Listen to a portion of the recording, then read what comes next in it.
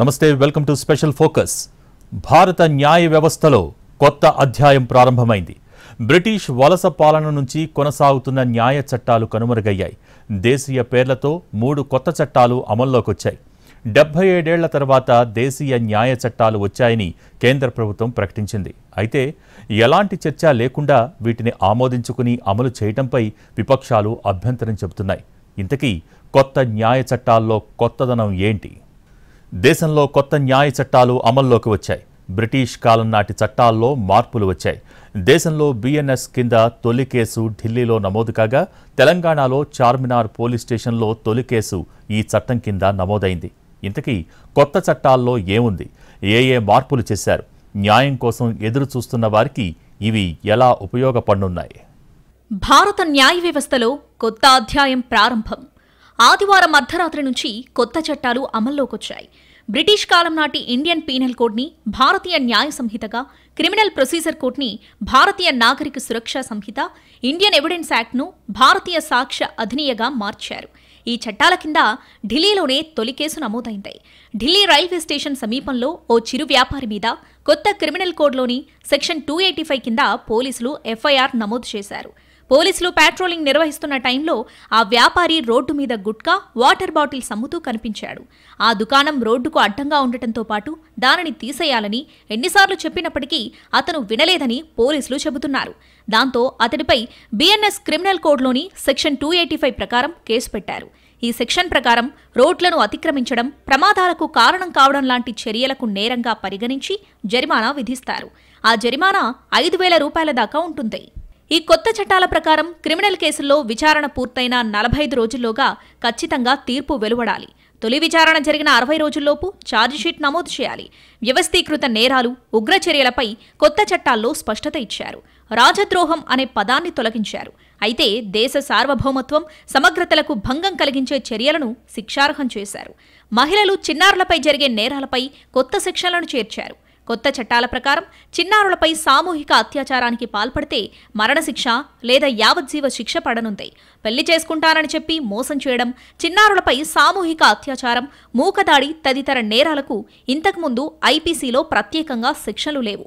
దీంతో గందరగోళం ఏర్పడేది. భారతీయ న్యాయ సంహితలో ఈ మార్పులు చేశారు. కొత్త చట్టాల అమలుపై పోలీస్ సిబ్బందికి మే 24 నుంచి జూన్ 25 వరకు శిక్షణ ఇచ్చారు. డిజిటల్ యుగంలో టెక్నాలజీని వాడుకునేలా కొత్త చట్టాల రూపకల్పన చేశారు. మహిళలు, పిల్లలపై జరిగే నేరాలపై కొత్త అధ్యాయాన్ని జోడించారు. పిల్లల్ని కొనడం, అమ్మడం ఘోరమైన నేరంగా మార్చారు. పెళ్లి చేసుకుంటానన్న తప్పుడు వాగ్దానాలతో లైంగిక సంబంధాలు పెట్టుకుని మహిళలను వదిలేయడం వంటి కేసులకు కొత్త నిబంధన పెట్టారు. మహిళలు, పిల్లలపై నేరాల్లో బాధితులకు అన్ని హాస్పిటల్లో ప్రథమ చికిత్స లేదా ఉచిత వైద్యం అందించాలి. మహిళలు 15 ఏళ్లలోపు, 60 ఏళ్లు పైబడిన వ్యక్తులు, వికలాంగులు, తీవ్రమైన అనారోగ్యంతో బాధపడుతున్నవారు ఇంటి నుంచే పోలీస్ సహాయం పొందవచ్చు. 0 ఎఫ్ఐఆర్, పోలీస్ స్టేషన్కు వెళ్లకుండానే ఆన్లైన్లో ఫిర్యాదు నమోదు, ఎస్ఎంఎస్ లాంటి వాటితో కూడా సమన్ల జారీ లాంటి అత్యాధునిక పద్ధతులు కొత్త చట్టాల్లో ఉన్నాయి. అరెస్టైన వ్యక్తి కుటుంబానికి, స్నేహితులకు సమాచారాన్ని పంచుకునే వీలు కల్పించడంతో పాటు వివరాలను పోలీస్ స్టేషన్లో ప్రదర్శిస్తారు. క్రిమినల్ కేసుల్లో దర్యాప్తు మరింత పకడ్బందీగా జరగడానికి వీలుగా తీవ్రమైన నేరాల్లో సాక్ష్యాల సేకరణకు ఫోరెన్సిక్ నిపుణులు సంఘటనా స్థలాన్ని సందర్శించడాన్ని తప్పనిసరి చేశారు. క్రూరమైన నేరాలకు సంబంధించిన క్రైమ్ సీన్ల వీడియో చిత్రీకరణ తప్పనిసరి చేశారు. ఐపీసీలో కొన్ని సెక్షన్లు సంక్లిష్టంగా ఉండేవి. ఏ నేరం ఏ సెక్షన్ కిందకొస్తుందన్న విషయంలో కాస్త కన్ఫ్యూజన్ ఉండేది. వాటిని ప్రస్తుతం సరళతరం చేశారు. భారతీయ శిక్షా స్మృతి ఐపీసీలో 511 సెక్షన్లుంటే భారతీయ న్యాయ సంహితలో ఆ సంఖ్యను 358కి కుదించారు. ఐపీసీలోని 6 నుంచి 52 సెక్షన్ల మధ్య ఉన్న పలు నిర్వచనాలను ఒక సెక్షన్ కిందకు తెచ్చారు. 18 సెక్షన్లను ఇప్పటికే రద్దు చేశారు. బ్రిటిష్ పాలన నాటి చట్టాలు శిక్షకు ప్రాధాన్యమిస్తే తాము న్యాయానికి పెద్దపీట వేశామన్నారు కేంద్ర హోంమంత్రి అమిత్ షా. కొత్త చట్టాల ఆత్మ, శరీరం, స్ఫూర్తి అంతా భారతీయమేనన్నారు. अंग्रेजों के बनाए हुए कानून निरस्त होकर भारत की संसद ने बनाए हुए कानून आए. दंड की जगह न्याय लेगा, देरी की जगह स्पीडी ट्रायल और स्पीडी जस्टिस मिलेगा. और पहले सिर्फ पुलिस के अधिकारों की रक्षा की गई थी, अब पीड़ितों के अधिकारों की रक्षा और जो कंप्लेनेंट है इसके भी अधिकारों की रक्षा करने का काम होगा। అమల్లోకొచ్చిన కొత్త నేర న్యాయ చట్టాలపై ప్రతిపక్షాలు తీవ్ర స్థాయిలో మండిపడ్డాయి. వాటిని బలవంతంగా అమల్లోకి తీసుకొస్తున్నారని ఆరోపించాయి. కొత్త చట్టాలను బలవంతంగా అమల్లోకి తెచ్చారని ఆరోపిస్తున్నాయి. 146 మంది ఎంపీలను బలవంతంగా సస్పెండ్ చేసి వాటిని ఆమోదించారని కాంగ్రెస్ అధ్యక్షుడు మల్లికార్జున ఖర్గే మండిపడ్డారు. పార్లమెంటులో భద్రతా వైఫల్యానికి సంబంధించి విపక్షాలు చేపట్టిన నిరసనల మధ్య అప్పటి సస్పెన్షన్లు కొనసాగాయి. ఆ సమయంలోనే కొత్త న్యాయ చట్టాలు పార్లమెంటు ఆమోదం పొందాయి. By suspending 146 MPs, that these laws are perverse, they need to be re-examined by the House, and only after their re-examination and a detailed examination by the joint parliamentary committee should they be implemented. There is enough reason to pause the implementation of these laws. కొత్త న్యాయ చట్టాల్లో 90% పాతవాటి నుంచి copy కొట్టారని senior Congress నేత P Chidambaram fire అయ్యారు. ఇప్పటివరకు అమల్లో ఉన్న చట్టాల్లో కొన్ని సవరణలు చేస్తే సరిపోయేదన్నారు. కొన్ని మార్పులు మాత్రం రాజ్యాంగ విరుద్ధంగా ఉన్నాయన్నారాయన. ఇక కొత్త చట్టాల్లోని లోపాలను ఎత్తి చూపినట్లు చెప్పారు. వాటిని రాజ్యాంగబద్ధంగా అమలు చేసేందుకు దీర్ఘకాలంలో ఇంకా చాలా మార్పులు చేయాల్సి రావచ్చని తెలిపారు. కులం, మతం వంటి కారణాలతో సామూహిక దాడులు, హత్యకు పాల్పడితే ఐపీసీ ప్రకారం 7 ఏళ్ల శిక్ష పడుతుంది. దీన్నిప్పుడు యావజ్జీవంగా మార్చారు. నకిలీ నోట్ల తయారీ, వాటి స్మగ్లింగ్ ఉగ్రవాదం పరిధిలోకి వస్తుంది. విదేశాల్లో మన ఆస్తుల ధ్వంసాన్ని ఉగ్రవాదంగా నిర్వచించారు. డిమాండ్ల సాధనకు వ్యక్తులను బంధించడం, కిడ్నాప్ చేయడాన్ని ఉగ్రవాదం పరిధిలోకి చేర్చారు. కొత్త న్యాయ చట్టాలతో సామాన్యులకు కలిగే వెసులుబాట్లేంటి? వీటితో సత్వర న్యాయం సాకారమవుతుందా? కొత్త చట్టాల ప్రత్యేకత ఏంటి? వాటి మూలంగా నేర న్యాయ వ్యవస్థలో ఎలాంటి మార్పులు రాబోతున్నాయి? Justice delayed is justice denied అని కొందరంటారు. Justice hurried is justice buried అంటారు మరికొందరు. ఈ రెండు వాదనల మధ్య సమదూరం పాటిస్తూ న్యాయాన్ని అందించడమే అసలు లక్ష్యం. మన దేశంలో క్రిమినల్ కేసుల పరిష్కారానికి 1860 నాటి భారత శిక్షాస్మృతి, 1872 నాటి భారత సాక్ష్యాధారాల చట్టం, 1973 నాటి భారత నేర శిక్షాస్మృతి ఇప్పటి వరకు ప్రాతిపదికగా ఉన్నాయి. స్వాతంత్ర్యానికి ముందు తెచ్చిన ఈ చట్టాల లక్ష్యం ఏంటో అందరికీ తెలుసు. మన పౌరులను తమ గుప్పిట్లోకి ఉంచుకోవడమే లక్ష్యంగా వీటిని రూపొందించారు తప్ప మన పౌరులకు పూర్తి న్యాయం చేయడానికి ఉద్దేశించినవి కావనే వాదనలున్నాయి. నేరస్తులను శిక్షించి పౌరులను రక్షించాల్సిన ఆ చట్టాలు సామాన్యులను వేధించే సాధనాలుగా తయారయ్యాయని విమర్శలు పెరిగాయి. ఎన్నో ఏళ్లుగా వీటిలో మార్పులు చేర్పులు తీసుకురావాలనే వాదనలున్నా కార్యరూపం దాల్చలేదు. 2020లో క్రిమినల్ చట్టాల సంస్కరణల సంఘాన్ని నెలకొల్పారు. ఆ సంఘ సిఫార్సులపై పాత చట్టాల స్థానంలో కొత్త వాటిని రూపొందించారు. 21వ శతాబ్ది అవసరాలకు అనుగుణంగా భారత న్యాయ సంహిత, భారతీయ సాక్ష్య అధినియం, భారతీయ నాగరిక సురక్షా సంహిత పేరుతో కొత్త చట్టాలు అమల్లోకొచ్చాయి. సిఆర్పిసి స్థానంలో అమల్లోకొచ్చిన భారతీయ నాగరిక సురక్షా సంహిత నేరాల దర్యాప్తు పూర్తి కావడానికి గడువులు విధిస్తుంది. 7 ఏళ్లు అంతకు మించి శిక్షలు పడే నేరాలకు సంబంధించి ఫోరెన్సిక్ నిపుణులు నేరస్థలంలో సాక్ష్యాధారాలు సేకరించాలి. 173వ సెక్షన్ నేరాల దర్యాప్తు, విచారణలకు డిజిటల్ పద్ధతులను అనుమతిస్తుంది. దీని ద్వారా వీలైనంత తొందరగా న్యాయం లభించేందుకు వీలు కల్పిస్తుంది. ఈ సంహిత జీరో ఎఫ్ఐఆర్ అనే విప్లవాత్మక పద్ధతిని అమల్లోకి తెస్తుంది. ఇన్నాళ్ళు ఒక కేసు నమోదు చేయాలంటే తమ పరిధి కాదు అంటూ పోలీసులు చెప్పేవారు. ఇక నుంచి ఆ పద్ధతి మారనుంది. శిక్షార్హమైన నేరం జరిగినప్పుడు ఏ పోలీస్ ఠాణాలో అయినా ఎఫ్ఐఆర్ దాఖలు చేయవచ్చు. దాన్ని 15 రోజుల్లోగా నేరస్థలంలోని పోలీస్ స్టేషన్కు బదిలీ చేయాలని 173వ సెక్షన్ నిర్దేశిస్తుంది. నేరాలు, నేరస్తుల ట్రాకింగ్ వ్యవస్థ సైతం అమల్లోకి రానుంది. భారతీయ సాక్ష్య అధినియం 1872 నాటి సాక్ష్యాధారాల చట్టం స్థానంలో అమలవుతుంది. ఈ డిజిటల్ యుగానికి తగినట్టు ఎలక్ట్రానిక్ సాక్ష్యాలను అది అనుమతిస్తుంది. ఈ అధినియంలోని 57వ సెక్షన్ ఎలక్ట్రానిక్ రికార్డులను ప్రాథమిక సాక్ష్యంగా అంగీకరిస్తుంది.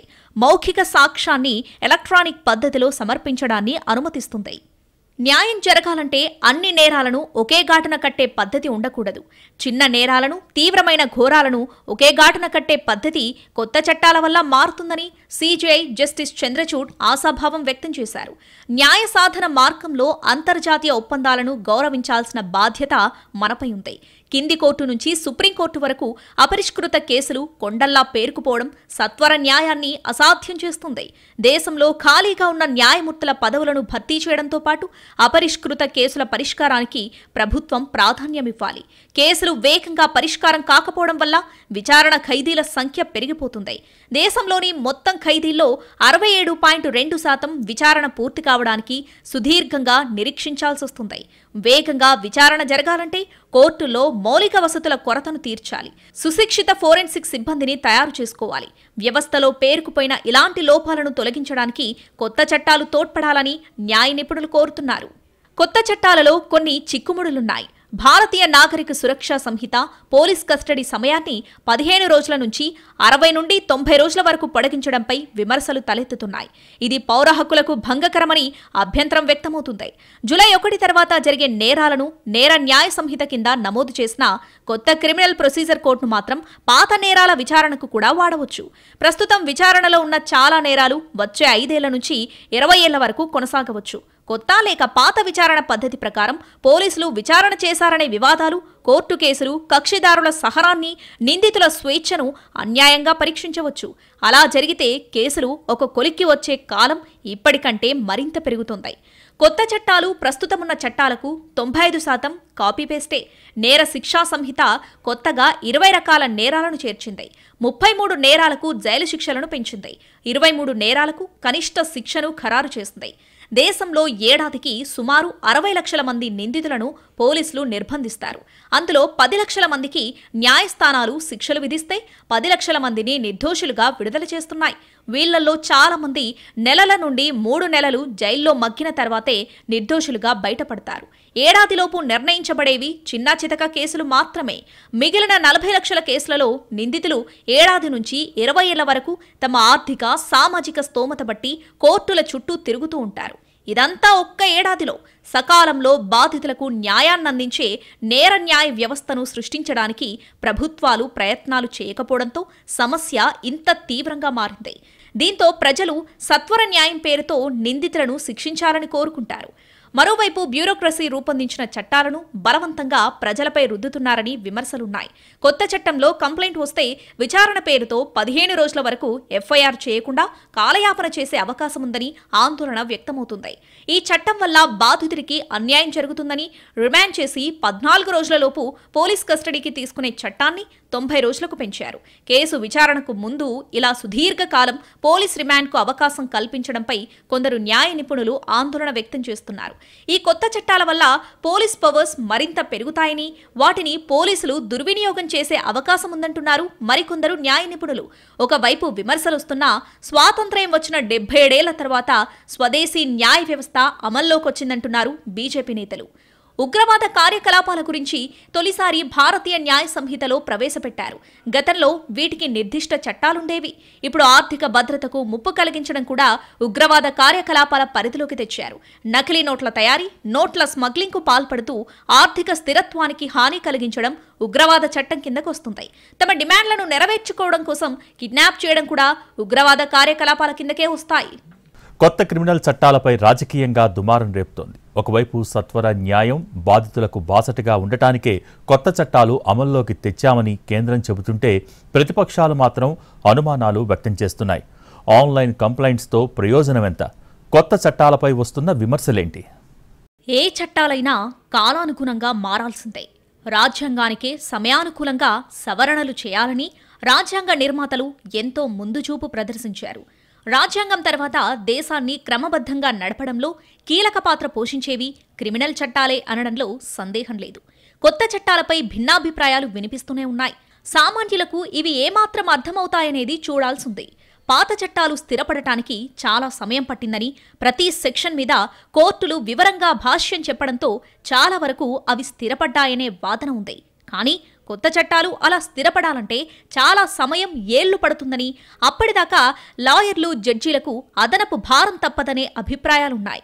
చట్టాలు మారిస్తే అవి సరళంగా మారాలి కానీ సంక్లిష్టమైన రూపు తీసుకుంటే ఉపయోగమేముందనేది మరో ప్రశ్న. ప్రస్తుతం ఐపీసీ ప్రకారం మానసిక రోగులకు శిక్ష నుంచి మినహాయింపు ఉంటుంది. ఇండియన్ జ్యుడిషియల్ కోడ్లో మునుపు దీన్ని మానసిక అనారోగ్యంగా పేర్కొన్నారు. ఇప్పుడు మానసిక స్థితి సరిగ్గా లేకపోవడం అనే పదాన్ని మళ్లీ తీసుకొచ్చారు. భారతీయ నాగరిక సురక్షా సంహితలో సామాజిక సేవను చేర్చారు. సామాజిక సేవను శిక్షగా విధించడం అనేది సమాజానికి మేలు చేసే శిక్ష అని అందులో పేర్కొన్నారు. ఇందులో నేరస్తులకు ఎలాంటి పారితోషికం ఉండదు. చిన్న చిన్న దొంగతనాలు, మద్యం తాగి ఇతరులకు ఇబ్బంది కలిగించడం, ఇంకా ఇతర అనేక నేరాలకు శిక్షగా ఈ బిల్లులో సామాజిక సేవను ప్రవేశపెట్టారు. గతంలో అత్యాచారం, హత్యలు చేసినా ఉగ్రవాదానికి పాల్పడిన నిందితుల్లో భయం ఉండేది కాదు. చట్టాల్లో కొన్ని లిటిగేషన్లను అడ్డుపెట్టుకుని కొన్నేళ్లలో బయటకు రావచ్చనే ధీమా వారిలో ఉండేది. అయితే ఇక ఇలాంటి నేరాలకు ఇప్పుడు కఠినమైన శిక్షలు పడనున్నాయి. సిండికేట్ సంబంధిత చట్టవిరుద్ధ కార్యకలాపాలు ఇప్పుడు శిక్షార్హమైనవి. గతంలో క్రిమినల్ ప్రొసీజర్ కోడ్ 1895ని తొలగించి ప్రభుత్వం కొత్త చట్టం క్రిమినల్ ప్రొసీజర్ కోడ్ 1973ని అమల్లోకి తెచ్చింది. పాత క్రిమినల్ ప్రొసీజర్ కోడ్ 1898ని ఏజెన్సీ ప్రాంతాల్లో కొనసాగించింది.